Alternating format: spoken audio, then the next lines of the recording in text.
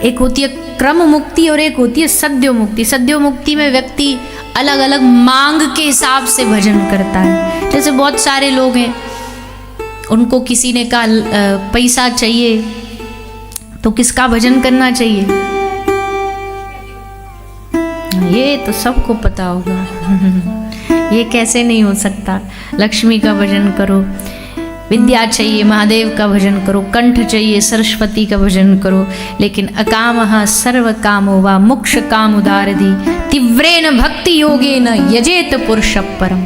जब कोई कृष्ण भक्त बनता है ना, और सच्चा कृष्ण भक्त का निष्काम, कोई किसी प्रकार की कामना नहीं, निष्काम भाव से भगवान की भक्ति करना ही सच्ची भक्ति है। कई बार हमको लगता है कि लोग भक्ति का नाम लेके आवरण भक्ति का बना लेते हैं, पर भक्ति होती नहीं है। भक्ति का मतलब ये नहीं होता कि टेम्परेरी आप,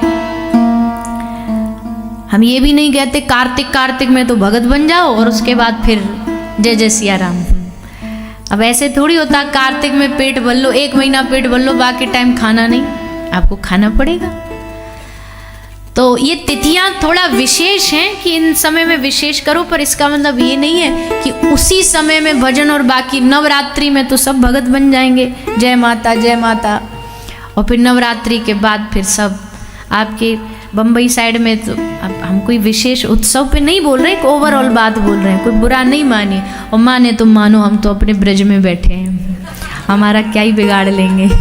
ये मैया माता आज आई, हमको बोल रही थी कि हमारी बहन श्रुति, आपको कोई दिक्कत हो तो हमें बता देना, कोई असुविधा हो तो। मैं कहा हमारे घर में आके हम ही से हम कह रहे हैं आपको कोई दिक्कत हो आप बता देना, हमारा वृंदावन है ये। बड़े गर्व से सीना तान के कहते हैं हम हमारे ब्रज में बैठे हो, आप बताओ कोई दिक्कत हो तो हमें बताओ, हम अपनी श्री जी से निवेदन करेंगे, गुहार लगाएंगे कि इनको कोई असुविधा हो रही हो तो ठीक कर। वैसे वो अपने भाव से बोलने आई कि भाई हमको थोड़ा, पहले दिन आप लोगों ने इतना बढ़िया एसी चला दिया कि हमारा गला बैठ गया, अब उसे उठाना पड़ रहा है। उठ जा भैया, 7 दिन 7 दे दे। तो वो इसी हिसाब से पूछने की कोई असुविधा हो, कोई डॉक्टर इत्यादि। पर हम कह रहे हैं हमारा अपना धाम है, हम निवेदन करते, ये ब्रज की धरती में बैठे, इसलिए इस भरोसे कह रहे हैं कि कोई लोग कुछ समय के लिए देवी माँ को ले आए घर में, कुछ समय के लिए गणपति जी को ले आए, उसके बाद टाटा बाय बाय। हमारा अगर व्यक्तिगत पूछोगे तो हमें ज़्यादा ही रुचिकर नहीं है, क्योंकि भक्त दिनों को देख के नहीं बना जाता, भक्त तो भक्त होता है, 12 मास भक्त होता है, 12 महीना भक्ति करेगा। मेरे घर का सदस्य मेरे लिए एक दिन पूजनीय नहीं है, एक दिन प्यार नहीं आएगा अपने बच्चे पे, हर रोज प्यार आएगा, अपने पति पर हर रोज प्यार आएगा, अपने भाई पर हर रोज प्रेम आएगा। ठाकुर जी कौन है? भगवान कौन है? हमारे अपने हैं, उन पर हर रोज लाड करिए, हर रोज प्रेम करिए, हर रोज उनको कुछ अच्छा खिलाइए, हर रोज कुछ अच्छा पहनाइए। अपने ठाकुर जी से कभी जाके हाथ जोड़ के सामने बैठ के पूछिए, बोर तो नहीं हो रहे? हाँ, कितनी विचित्र स्थिति है प्रभु आपकी, ना तो चल के बाहर आ सकते हो, आ गए तो ये कैमरा वाले सामने लेके खड़े हो जाएंगे। वो नहीं एक हल्ला मच जाता, दूध पी गए दूध पी गए दूध पी गए। वैसे तो बेचारे कभी पीते नहीं संकोच में, कभी गलती से ऐसा कर भी दिया उन्होंने तो आजकल की ये सोशल मीडिया नहीं छोड़ेगी, इसलिए छुप के ही रहते हैं कि रहने दो, इनको क्या ही दिखाना कोई लीला, ये चमत्कार बना देंगे। ये चमत्कार बनाना भक्त का काम नहीं है, अनुभव कर लो वो हो जाए, भगवान की मूर्ति अनुभव तो कराती है, पर ये सब नहीं। तो अकामः सर्व कामो वा मोक्ष काम उदारधि, निष्काम भक्त की महिमा श्री सुखदेव जी ने बताई। उसके बाद सृष्टि प्रकरण सुनाया, सृष्टि की रचना कैसे हुई, भगवान ने अपने मन से महतत्व 3 सतोगुण रजोगुण तमोगुण प्रकट किए, अंड विदीर्ण हुआ, पृथ्वी का प्रागट्य हुआ, ब्रह्मा जी प्रगटे, ब्रह्मा जी प्रगटने के बाद उनकी नाभि, प्रभु की नाभि से कमल पर ब्रह्मा जी प्रगटे। भगवान ने आदेश दिया सृष्टि आगे बढ़ाए। सृष्टि कैसे आगे बढ़ाएं? तप किया, और तब भगवान ने सृष्टि का आगे सृजन किया। हम सब जितने भी हैं भगवान के ही वंशी है। भगवान से ब्रह्मा जी से मनु महाराज प्रकट हुए। मनु के हम वंशज हैं, इसलिए हम मानव कहलाते हैं। मनु के वंशज होने के कारण मानव है। ये उल्टी सीधी थ्योरी को मत माना करो। अब ब्रज में बैठे तो और हम दावे से कह सकते हैं, एक विज्ञान साइंस में हमें पढ़ाया जाता है स्पेशली कि डार्विन की रिसर्च कहती है कि मानव नहीं था पहले। मानव पहले क्या था?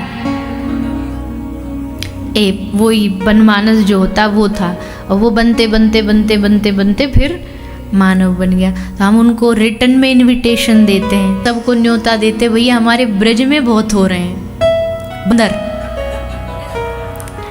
तो जरा यहाँ भी ट्राई करो। तब तो मशीन्स भी नहीं थी तुम्हारे पास, इतनी बढ़िया रिसर्च भी नहीं थी। अब तो सब है, लैब है, रिसर्च है, सब है। 2-4 बंदरों को तुम मानव बना के देखो, तुमको ना बंदर बना दे तो कहना उल्टा तुमको नचा देंगे। यहाँ बंदरों के लिए कोई वो नहीं है। एक बार खबर आई थी, गवर्नर आई थी बिहारी जी के मंदिर में दर्शन। अब गवर्नर के तो बड़े वो होते, प्रोटोकॉल्स होते। गवर्नर के संग में जो गार्ड चल रहा था उसी की टोपी लेके भाग गया, अब गवर्नर दरी रह गई। तो ये तुम्हें बंदर बना दे, तुम इनको क्या माना बनाओगे?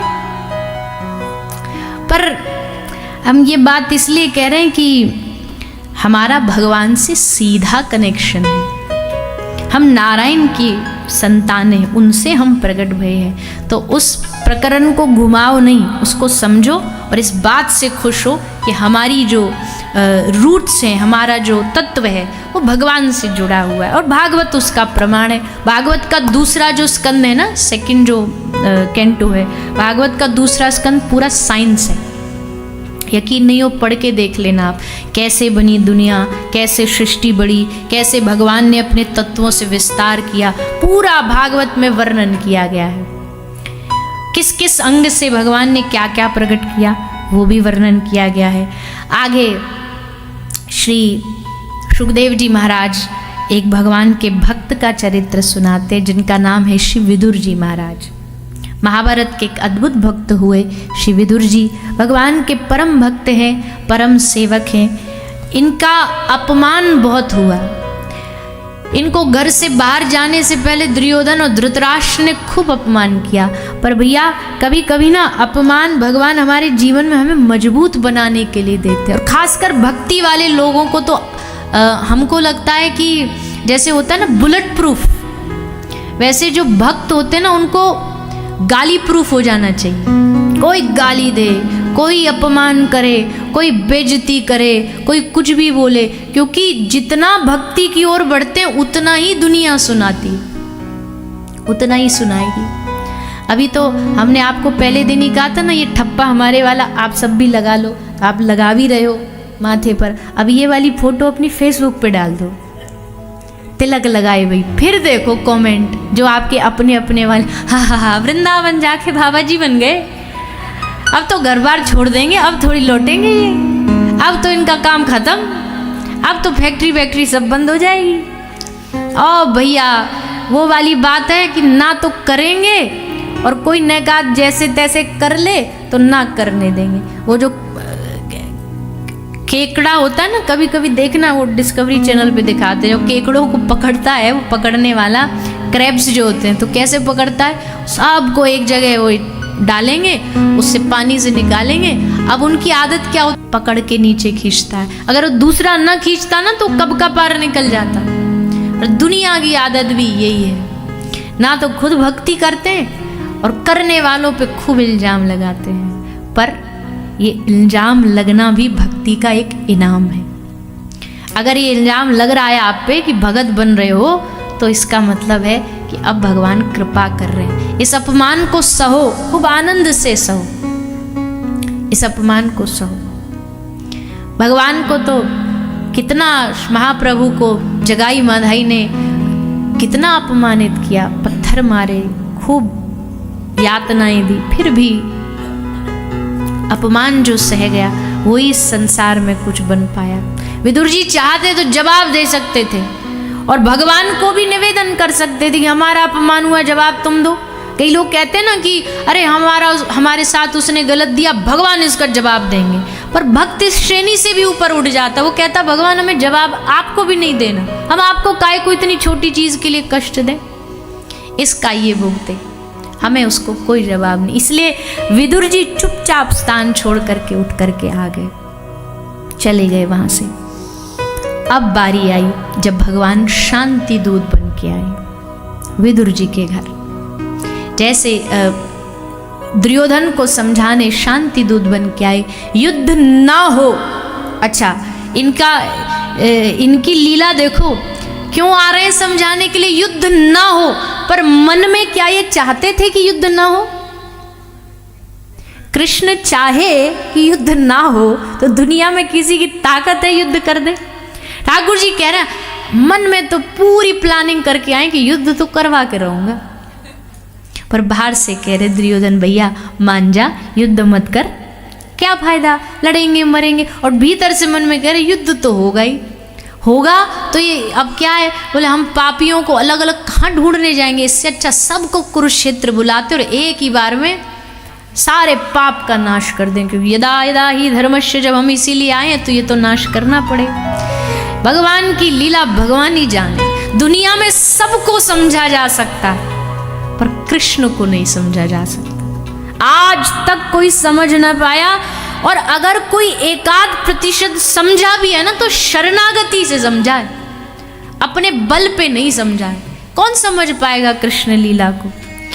विदुर दुर्योधन को कहा युद्ध मत कर, दुर्योधन का युद्ध तो होगा, हम एक पग भूमि नहीं देंगे बिना युद्ध के। ठाकुर जी बोले बस बन गया काम, यही सुनने आए थे हम, यही चाहिए था। अच्छा ठीक है, नहीं कर रहा तो जो तेरी इच्छा, ठीक है अब युद्ध तैयार हो जाना, सब युद्ध कर, चलो भैया अब हम चलते।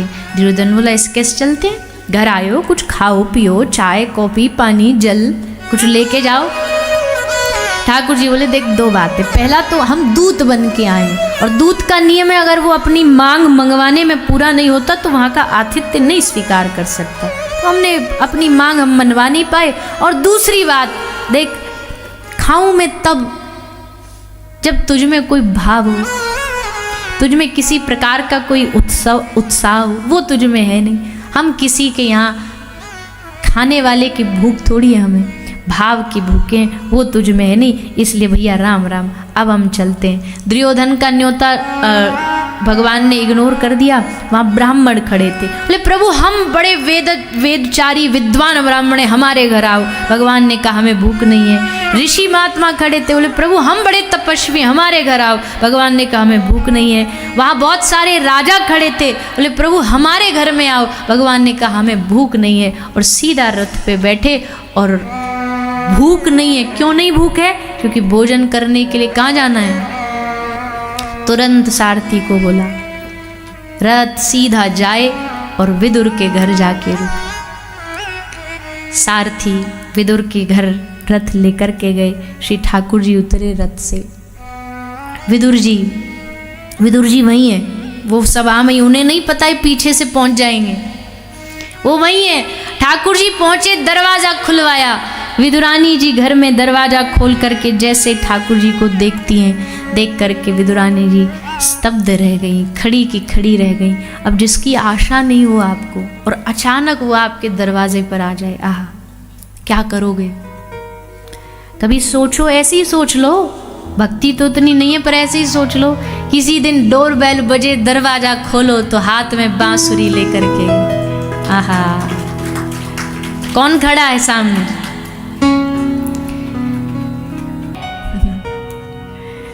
हैं कोई ऐसा हो यहाँ विद्वान जिसको ये आगे वाली कथा ना पता हो? लेकर के विदुरानी जी ने क्या किया? केला खिला दिया। नहीं नहीं नहीं नहीं नहीं नहीं, लेकर के केला छिलका भगवान को पवाती जा रही है, केला को फेंकती जा रही है, शुभ तत्व को फेंकती जा रही हूँ। याद ही नहीं, बानी नहीं है। प्रेम में गलतियां बड़ा मजा देती हैं। प्रेम की गलतियां कभी कभी इतिहास बन जाती हैं। प्रेम में की गई गलतियां किसी बड़े बड़े श्लोक से भी ज्यादा बढ़ करके हो जाती हैं, क्योंकि उसमें भाव होता है। छिलका खिलाते गए ठाकुर जी, पाते गए और अद्भुत दोनों का मिलन हुआ। पाते पाते विदुर जी की एंट्री हो गई। विदुर जी ने, विदुर कौन है? वैसे तो भक्त हैं, पर विदुर दिमाग है और विदुरानी दिल है, हृदय। दिमाग आया बीच में, दिमाग मतलब विदुर जी आए। अरे प्रभु, अरे बावरी क्या कर रही है? भगवान को छिलका खिला रही है, क्या बोलेंगे भगवान? ला इधर दे। लेकर के केला, भगवान विदुर जी बोले हम केला खिलाएंगे। ठाकुर जी ये भी बड़े टेढ़े हैं। जैसे विदुर जी ने केला खिलाने को बोला, ठाकुर जी बोले विदुर जी अब तो हमारा पेट फुल हो गया, आप थोड़ी लेट हो गए आने में। पेट में जितनी जगह थी हम तो फुल कर लिए, क्या खा के? छिलका खा खा के फुल कर लिए। आहा, ऐसा ये स्वभाव है भगवान का। हमने कल ही भी बोला था आपसे, स्वभाव से प्यार करो, भगवान के स्वभाव से प्रेम करो। जब वो छिलका खाने आ सकता है तो क्या नहीं कर सकता। बस पुकार होनी चाहिए, पुकार विदुरानी जैसी होनी चाहिए। तो ऐसा इतिहास विदुर विदुरानी ने बनाया। इसके बाद आगे श्री वराह भगवान का प्रागट्य हुआ, समुद्र में से पृथ्वी को निकाल के लाए। मनु महाराज के वंश की कथा सुनाई गई, कौन कौन इनके वंश में आगे हुए उनकी कथा सुनाई जाती है। हम सब उसमें प्रवेश करेंगे, पर उससे पहले आओ, हमको लग रहा है आज ज़्यादा ही हम सीरियस टॉपिक में चले गए, तो आप बोलोगे कि थोड़ा ब्रज में है, थोड़ा नाच लो। भक्तर नृत्यति यत्र च, भक्ति नाचती है यहाँ, तो हम भी थोड़ा सा। अब किशोरी जी के धाम में बैठे तो गाएंगे तो उनका ही गुणगान। हाँ, एक बात और बता दें,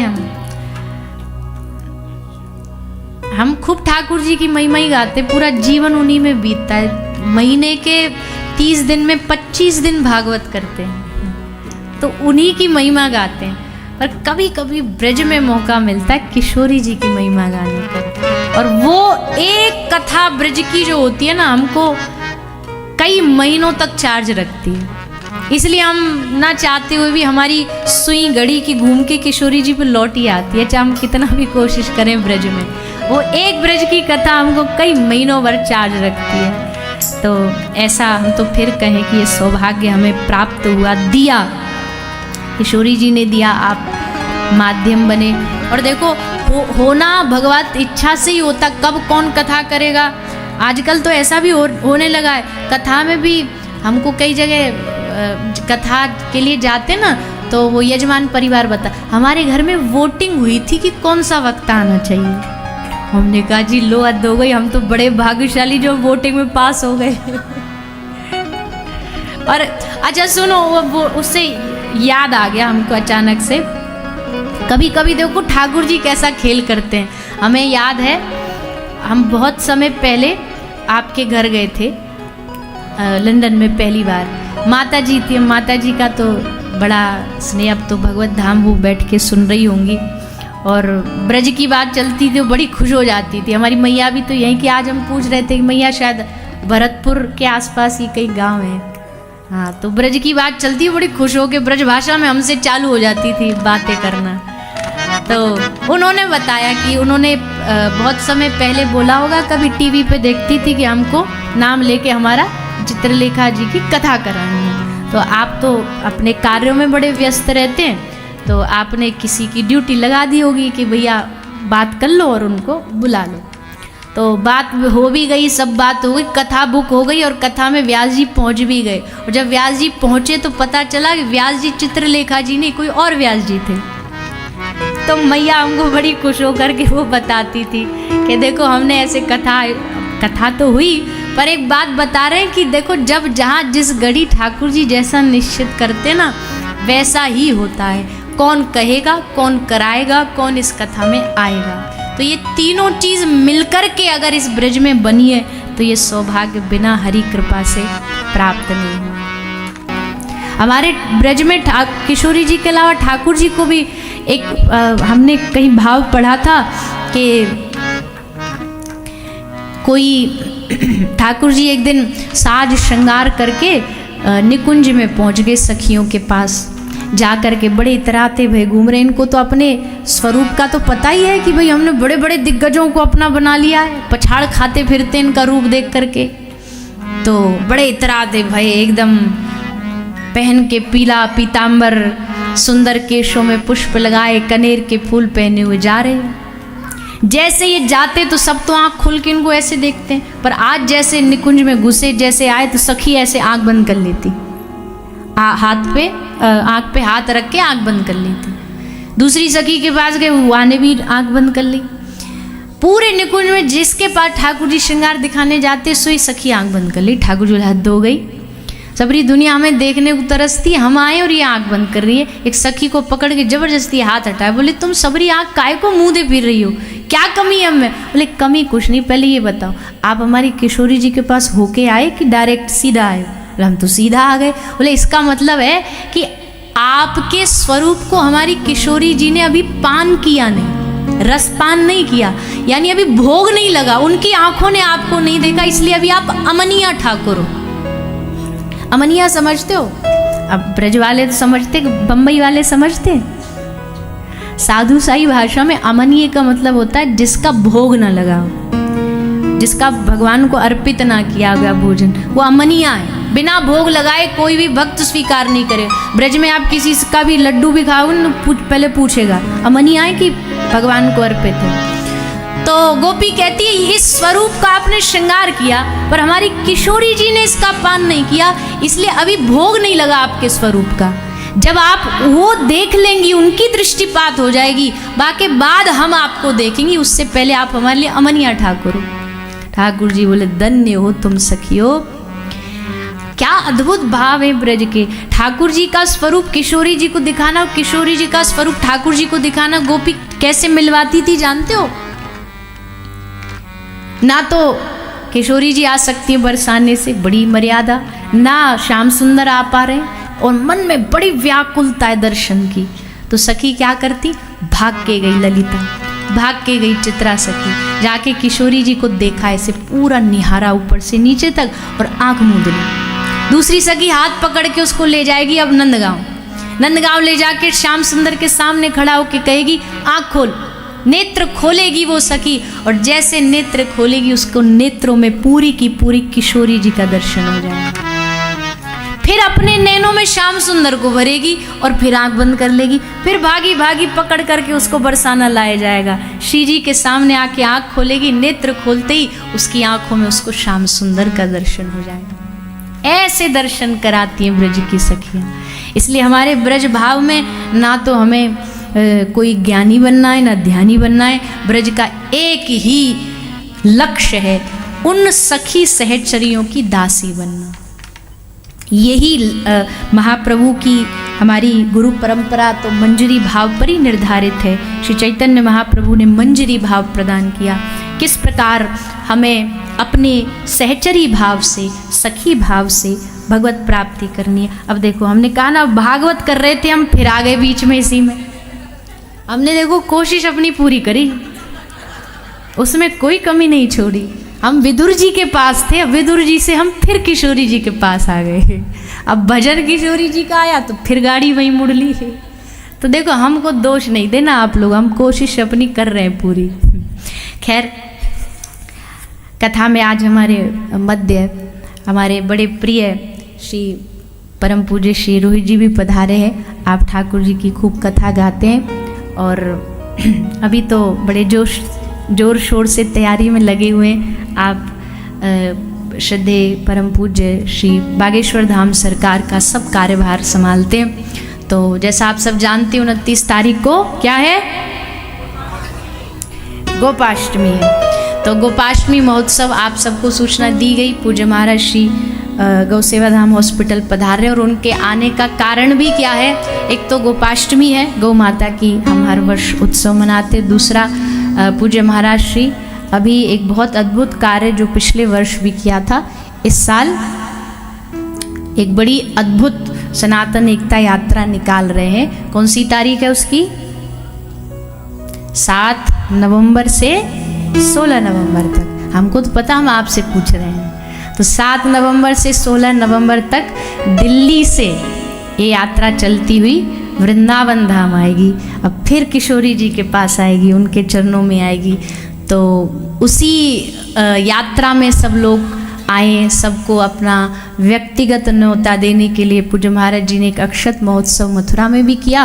और अब अगला जो आने वाली 29 तारीख है उसको गौ सेवा धाम हॉस्पिटल में अक्षत महोत्सव और गोपाष्टमी महोत्सव रखा है। तो आप सब पधारिएगा, पहले 29 तारीख को पधारिएगा और फिर 7 नवंबर से जो पूज्य महाराज जी के सानिध्य में समस्त लोग पधारेंगे, वैष्णव पधारेंगे, ब्रज के सब संत महापुरुष पधारेंगे। तो आप सब भी उस यज्ञ में अपनी अपनी आहुति देने जरूर आइएगा। यहाँ हमारे बहुत सारे परिकर हैं दिल्ली वाले, तो भैया सब वहीं से लग जाना यात्रा में शामिल। 10 दिन की रोटी पानी सब मिलेगी खाने को, बस यात्रा में सम्मिलित होना है और बिहारी जी के चरणों तक आना है। उद्देश्य सनातन धर्म, जिस प्रकार से आज हम हिंदू राष्ट्र की बात करते, गौ माता की राष्ट्रमाता घोषणा की बात करते, उन सब लक्ष्यों को लेके यात्रा निकाली जा रही है। तो आज पूज्य महाराज जी भी पधारे हैं, आपका खूब खूब अभिनंदन है, स्वागत है।